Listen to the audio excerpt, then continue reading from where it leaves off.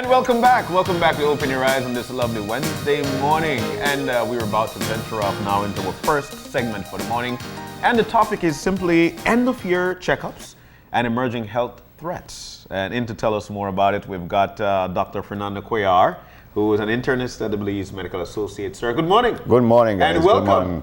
Thank you very much. It's always nice to have you in, sir. Of course, and I'm always happy to be here. With such wonderful people. Yes. No biasness here, because she's my cousin. And that's straight talk. That's straight talk. And you know me, I'm Bali. Correct. We can't say nothing else public, though. Easy. So we know how important it is for a lot of people to. It's. I hope at this particular point it's becoming the gift, especially for those who we know would need that health checkup, which is everybody. It is very important for folks to do end of year checkups. Is it last year we spoke about this? Are we seeing a rise in this? Of course, I see it slowly but surely. I see people becoming more informed, more aware of Go ahead. more aware of their of health and sickness. And by that I mean that they don't just go to the doctor when they're feeling bad or they're sick. They go before those things happen, not they go for their checkups. I think the terminology end of year is a little bit misplaced because you need checkups any time of the year. And I like to tell people the easiest way to do that is to do it around your birthday. Okay, give yourself that gift. Or ask what you want for your birthday. Give me a package to make I go check myself out. Okay, I think that's one of the most priceless gifts you can give yourself or anybody else. No? Do you see a lot of people coming in for checkups around this time of year? Yeah. Really? I thought nobody would want a high cholesterol or antibiotic treatment around this time. It's strange because people want to know where they're there. Yeah. And I don't know, somehow they use that to gauge how bad they could behave during the Christmas, so to speak, or where they are. And usually people have more time around this time, strangely enough. Work, they kind of slow down, so they would come in. Yeah. But generally, I do find that, and I'm glad to see this, that more people are coming in for checkups. All ages? Great. All ages, 20s, 30s, 40s, 50s. And I like the relationship between individuals and employers, the companies, the utilities, all bigger companies are encouraging their employees. So the work group, the work population is becoming more involved in their health. Yeah. Okay. But you did mention something very important there. You said that one of the things that folks are doing now is actually gauging themselves. And they use this particular time to gauge themselves. And you're giving the best advice ever, which is to do it around your birthday. Yeah. That's when you know that you got one whole year for going wrong again. Yeah. But there are folks who don't want to gauge themselves. They don't want to know because they're telling you that, you know what? If my mind knows that something is wrong, I might deteriorate rather than I get up. Yeah. What do you say to I've these always people? heard that comment. Something won't kill me. I want dead found something. No? But you try to tell them, listen, everybody want to go sleep and wake up dead. Okay? That's the nicest way to go. That's the nicest way to go to meet your savior wherever you want you're going. No?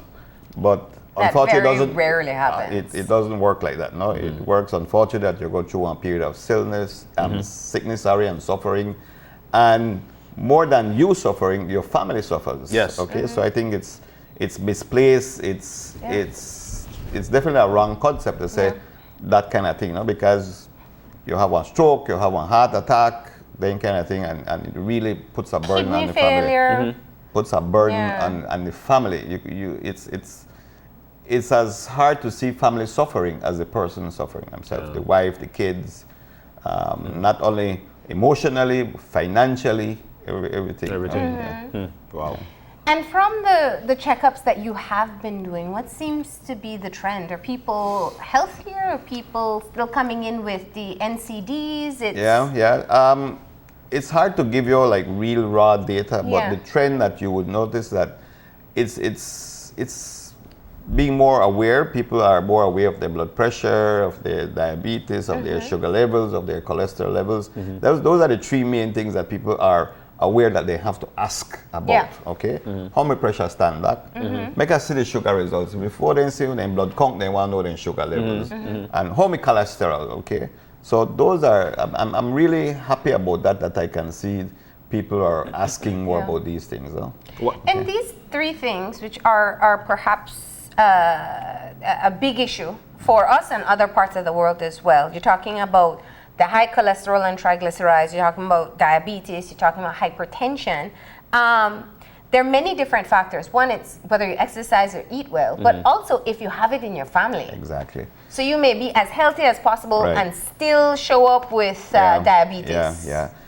These conditions are hereditary or genetics or family related. So you could practically be the best athlete in the world. And I see this more often than I like, that the cyclists, them, for example, and the cholesterol high, and then bagwana ounce of fat pan. Okay, they're very toned, but genetics play a big role. So one of the things you encourage everybody to know your family history. Ask about your parents, your grandparents, your uncles, your aunts, your siblings, and see if there's a trend in the family. And another plus for getting tested is that you can have early diagnosis for some of these, like the pre-diabetic phase, for example, or cholesterol that may be manageable without medication. Can you talk about those? Of course, and as you say that, an example came to mind just last week where I had this person, strong family history of diabetes, and in a regular checkup, her sugar was a bit high, and the follow-up test showed that indeed that she's diabetic. And people don't want to hear the word, listen, you're diabetic.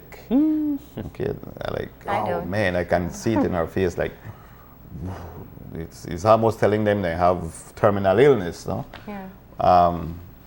But once you start that interaction, that communication with them, put them on, and people generally have an idea of what to eat or what not to eat. But in this case, for example, I had found that nutritional support, nutritional advice from the expert, the nutritionist, would have been so helpful. And she already has been doing a lot of exercises, so there was a little bit of tweaking. But back to, you don't want early to be detection. Early detection.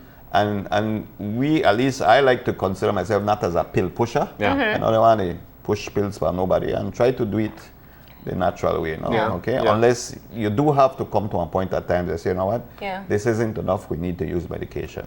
But Doc, one of the things that we would like for more people to do is to go on in there for their checkup. You don't necessarily have to wait for your birthday or wait for Christmas or wait for a special occasion to go on for your checkup.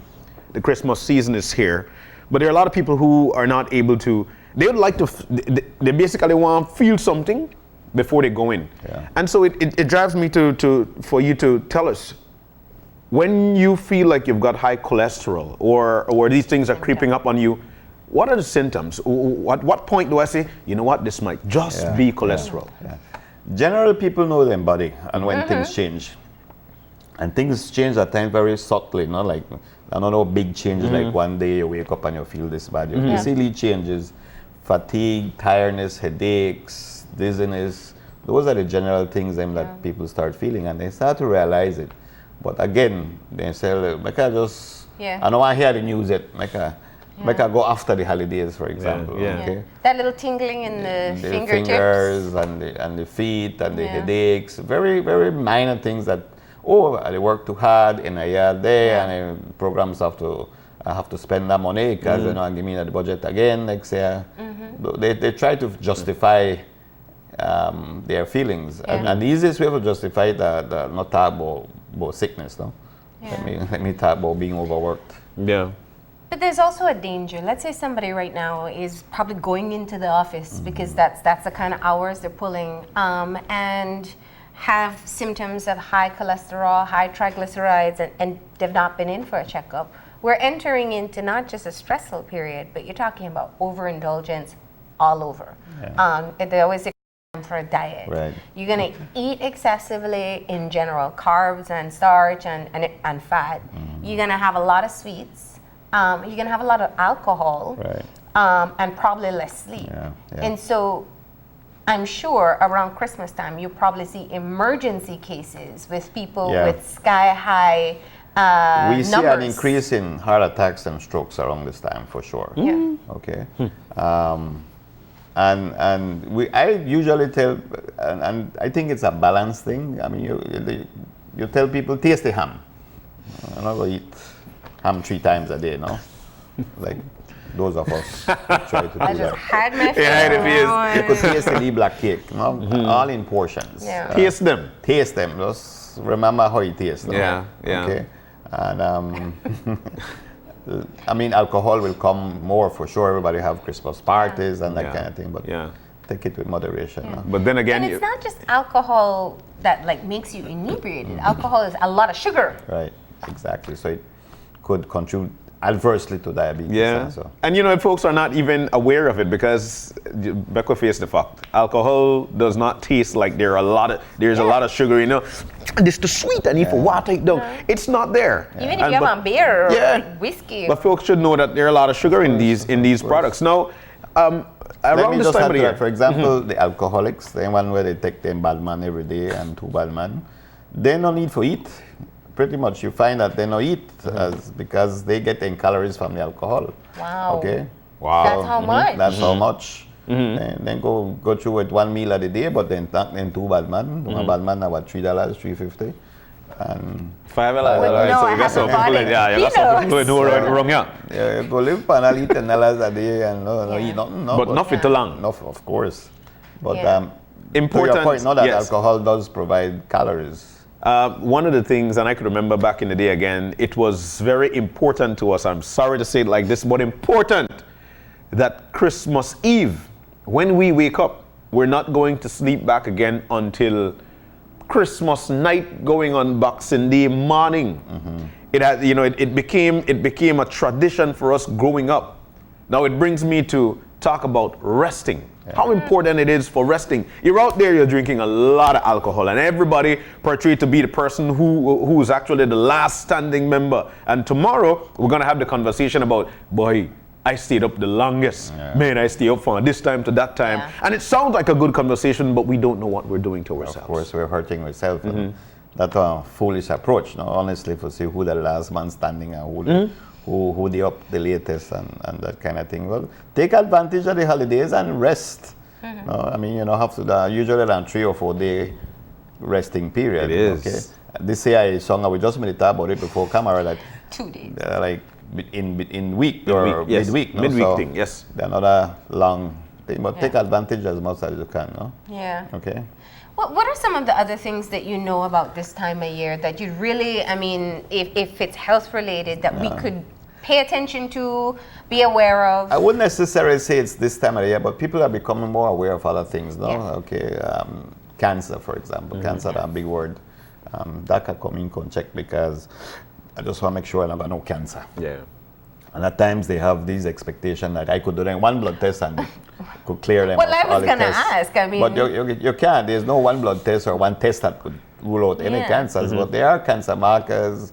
You would focus like from the family history, for example. If there's a history of breast cancer, prostate cancer, lung cancer, colon cancer, those are specific directions that you would need. No? Yeah. And I think that a big part of dealing with somebody with cancer is dealing with the family and advise them, listen, your dad is being diagnosed with colon cancer, you will have to be also screened for colon cancer within the next year, no? Even if you don't have 1 single complaint so far, no? So it's a strong, especially things like cancer has a strong family history. Yeah. Okay. What does an average checkup include now? If you're not just looking for the regular numbers, the lipid, the cholesterol, the sugar, and the pressure, what else do you look for? Yeah, I think that's a very good point because most, for example, private insurances have this annual checkup package or this preventative, and I always say that it comes a bit short. No, it requires more than what is many times included in the package. It involves. Well, you know what the insurance company is saying, that well, the clinics want to make more money. Go ahead. It includes an interview, talk to the caregiver, your doctor, listen, your family history, how are you feeling, is there any specific complaints, that kind of thing, one physical examination. And then you do some blood works, urine, sometimes stool. Blood works include your blood count, your sugar level, your kidney function, your liver function, your lipid profile, a thyroid screen, a uric acid, and a urine and a stool sample. No? Okay. And those are things that... So what organs are you checking in all these things that you just mentioned? You check everything, actually. I mean, having headaches, for example, you check what's going on with the brain, any chest pain, any shortness of breath, how is the urine, how is the bowel movements, have you been losing weight, have you been gaining weight, fatigue, tiredness, and physical examination would be a good tool to point you in certain directions where you need to follow. No? Okay. And I think one of the things that folks would definitely find as an eye-opening thing would be, if you're losing weight, you're not doing anything, you're not working out, right. You're eating like you regularly eat, but you're losing weight or you're gaining weight. What does this say to you about your health? There's a change. Something is happening. Yeah. Okay. There's either way. Okay. Most ominous, most worrisome would be if you're losing weight. No, when you lose weight, it could range from diabetes to cancer, and if it's what we call unexplained weight loss. No? Yeah. If you change your calorie intake, if you do more exercise, then you expect to. Yeah. That's your goal. That's you want to bring down your weight. But if I know they do nothing different. I'm eating the same way they do the exercise or no exercise, and I'm finding that I'm losing weight. And most people, they lose weight over some months period. They don't notice it in a week. Yeah. But hey, my pant size they go down, my belt have to tighten up some more. People, one of the things they come and say, I don't notice I may lose weight much, but somebody then come and tell me, boy, you look like you dry up. You dig? And then that's the thing then where people would be going for a checkup because a friend or a fellow employee would tell him, you look a little smaller, no? And that can be an indicator of something serious. Yeah. But, I know that you're an internist, but you probably, because we don't have a culture of necessarily looking into our mental health, how often do you find that mental health issues are more the cause of the physical issues that you're seeing? Very often. Wow. Very often. I think, honestly, I think everybody got some degree of mental health. From yours truly to we here. If you want to put one, well, I mean, we're living in a high-stress society. You could fit in some category, no? Yeah. The serious ones, them, of course, they would come for it. But depression, are a big problem, I believe, no? Bipolar issues. But that clinical depression is really... Just so we can understand. Anxiety disorders. What does somebody come into your office? Because usually they'd go to you for a physical problem, and we don't realize mental health affects your physical body. So what does somebody come into your clinic, into your office, asking or inquiring about, and then you do your checks and whatnot and realize that it's primarily a mental health issue? Yeah. Well, one big sign where I go on a lot is that when they have these latter symptoms, no, like nothing makes sense. They head top hurt there and the toe hurt there, and so usually sicknesses have one certain pattern, so to speak. But when they have multiple symptoms, like I got one pain here, and I got one itching here, and that latter complaints when I have one certain silhouette about it or a certain idea yourself, say this person is signaling something. So what do you do? I ask them questions. You try to communicate well. That's one key thing, know how to get into that part. Yes. One of the things that I find very often, have you lost, like, what you like do? Well, I like go do this and that, and lately and realize I don't want to go out, I'm not interested for that. Things that I used to do, no? And you don't have to have for example, yesterday I had somebody that had lost a father, no? Or a husband, and I mean there's a mourning expectation, but it goes beyond that sometimes, no? That the usual crying and not sleeping and just be more miserable, and the demeanor change. The family members usually notice it, you know, that. So how do you, I mean, you do have a therapist at medical, I know that, but how do you, not a lot of people like that diagnosis either. So when you have them coming in and they're insisting, it's ulcer or cancer or something, and you've done all the tests to realize that, no, it's probably a psychological issue they're dealing with. You try to let them realize that, hey, this is a diagnosis. This is not taboo again. This is not say that you're crazy. I think there is a genuine mental problem that can be addressed either by therapy, by family support. And like I said, you don't want to jump at antidepressants and medication at the very beginning. Yeah.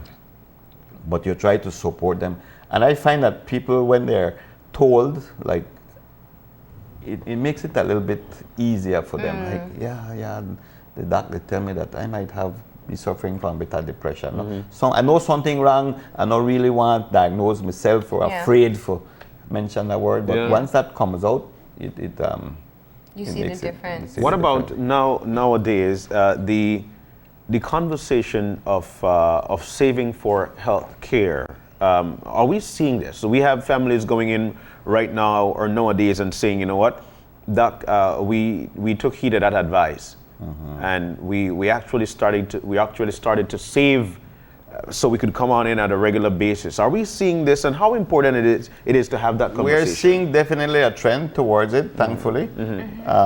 It looks like you guys have been watching my office yesterday, because I had a lady who said, they saved me money for come for do my checkup. I mean, those were her words. They save me money for come do my checkup. So they're not just to take money for go buy new curtain or Marley or iPhone 11 and that kind of thing, but they're not as fast as we want, but they do that, no?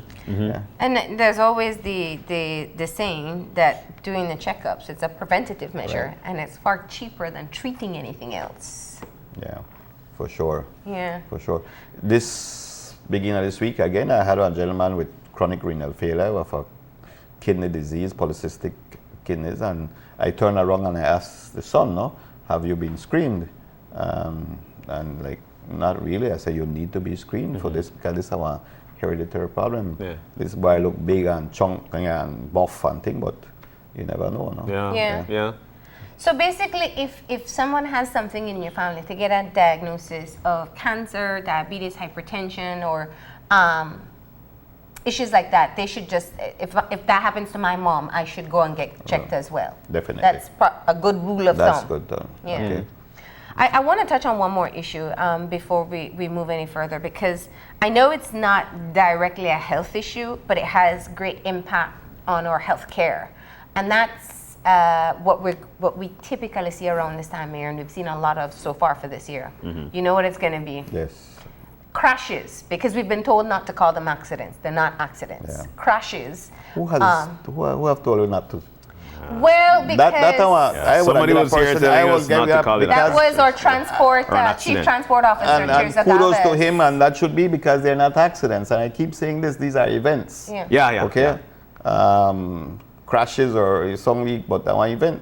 Because if we look at what has happened recently, okay, I'm really excited and happy you mentioned this, Marlene, because this is a big. Well, this big is why issue. you're out of your bed most of the time at night. Big issue, man. I mean, the highways. And I think it put a lot of onus on our leaders, okay? We don't need to forget better roads, you know, okay? We don't need to forget 4-lane highways and properly marked and cut ties and all of these things. We need to monitor and implement what's there, okay? We need to spend more money, got the traffic patrols out there with their radar gun, put the legislation in place that if you go over your speed limit, you're gonna take it, and if you come back again, you'll get your license suspended. And don't care who, okay? But it needs money, it needs resources, it needs planning, okay? And it will save the country, everybody on a whole. If you put and let's be, Fayato Belmopan, for example, put 1 tree every 15-20 miles, one ballet there with one radar gun. Come back as you made do 57, you will get one warning. Okay, legislate it, put it in place. Okay, because there is, even though you're in private care, these accidents that we've heard recently. Okay, come on, man. And if you go at 55 miles an hour, then kind of severity of these events won't happen. We have multiple deaths and all of the thing. You run off of the road, you turn over, make everybody buckle up. That kind of thing. So the cost of enforcement is always an issue, but I'm glad you brought that up, because there is a cost in healthcare. Even though you're in a private institution, you can still tell us, what does it cost when someone is rushed into emergency care from an accident? And we'd assume the same is happening in the public system. It takes resources, and it adds up a lot. One of the things I need to mention here, to take care of a patient, to take care of a client in the private sector costs the same thing as in the public sector. Okay. Now make ghosts fool you. Okay? It's just that who they they're pay for it. subsidizing. Who they pay for it. Yeah. When you go to the private, you're either out of pocket or you have a private insurance. So when you go to the public, that the taxpayers pay for it. Yeah. But at the end of the day, it costs the same. Okay? So what does a crash victim? I think worst case scenario, you're there around $150,000, $200,000. Wow. Okay? Per person? Per person, per individual. For make you get, if you're in a crash, you need CT scans, you need blood works, you need X-rays, you need different doctors to see you, you need medication, you might need surgeries. That easily will pop you on 150 Gs. What? Yeah. Easily. And that's not even counting the blood supplies. Well, Yes. not even go there because I get so pissed, okay? Especially with our whole crime issue where we need to use 15 bag of blood for one body where get shut up, and then the person with dengue, okay, we don't have as readily as we should the products that we need for the intake. Okay. So it strains on the resources that it takes, from imaging to human resource. I mean, you got a team of how many people when a at least victim? 1, 3, 4 doctor. You need one neurosurgeon. We need a general surgeon. You need the ICU, especially like myself, the medical officers, the junior physician. Yeah. Listen, one of the unsung heroes who a lot, and I always, especially in the public setting, I tell the relatives of the patients from ICU, not thank me, thank the nurses. The end of the buggers, them where really take care of patients. Yeah. Where they feed them, where they turn them, where they clean them, where they bedside. Those are the people that requires the thing. Not the CEO of the hospital neither. The regular nurses. Bedside, okay? And the people who help them, okay? We got different category of nurses. We got some who just take them blood pressure and feed them. We got some who are qualified just to use medication. But those are the no, big time. Those are the ones to thank. No, big time. Cuellar, Hidalgo, Arriaga, and then Everybody listen to you. They're not. They talk. They're not doing no work. Okay. But I'm sure the nurses are very grateful for hearing that this morning. But I wanted to bring up that issue because while I know that it's not something that's because of how we live or what we eat and don't exercise, but it does have implications on our healthcare system. Big time. You know, that's, and it's you don't know, some people who may actually die after all this I would care challenge too. the two leaders then, give me that job and I want to get money from somewhere for make sure that in the next 5 years, we go from so much accidents and deaths and injuries to so much. Yeah. Okay? That is doable. Yeah. It is. It's very doable. Yeah. So that is a health threat that we usually see around this time. It is a public health issue and one that we must continue talking about. You also mentioned seatbelts because that's also one of the ways. Once you hear of someone being ejected, you know they didn't have They were not wearing a seatbelt. And seatbelts, I mean, save lives a lot, reduce injury severity. You get only injured from a seatbelt. If you crash head on and you got a seatbelt, you ain't gonna leave burn or something. Nothing compared to be thrown out of the vehicle. Out of the vehicle, having lose a limb, lose life. You know, so it's very important for folks to click it. Yeah, and you know that there's a lot of input into road safety and do better word, but we need to I think the focus needs to go on the actual driving and the drivers and test them and random pulling over and speeding maybe. I think speeding are a big thing. Reckless behavior on the road in general. You see so many people sometimes want to overtake 5 cars. I had tourists they talk yesterday about not blowing your horn and that kind of thing, you bother you and that kind of thing. I tell you, me personally, gonna buy a bigger hand.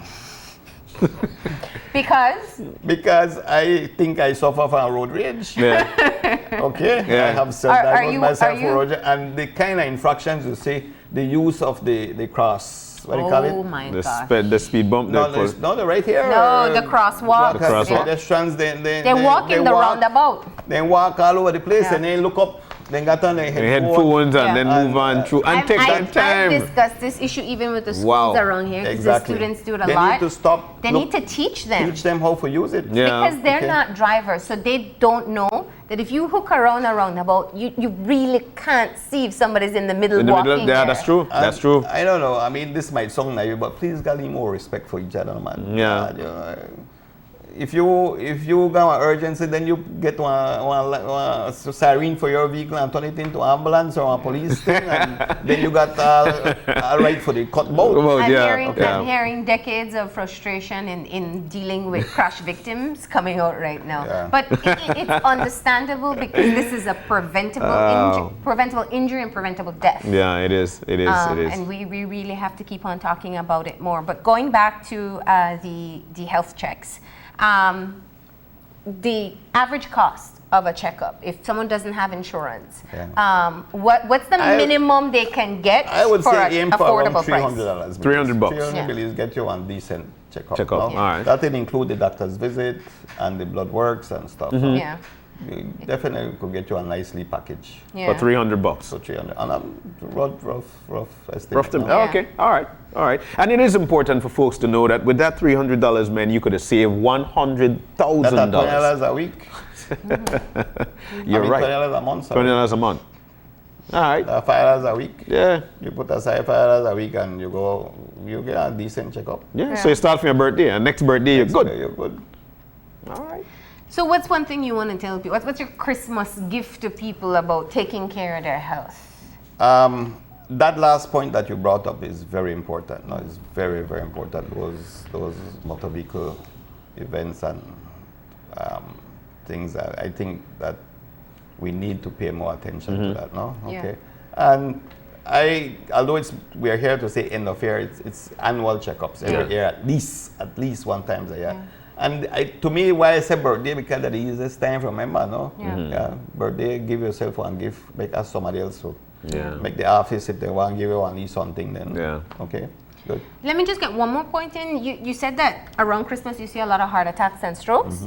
Are there symptoms that you can detect very early that because I know there's like a window with strokes especially. The strokes especially, they have these hand weakness or changes in speech or face drooping, okay?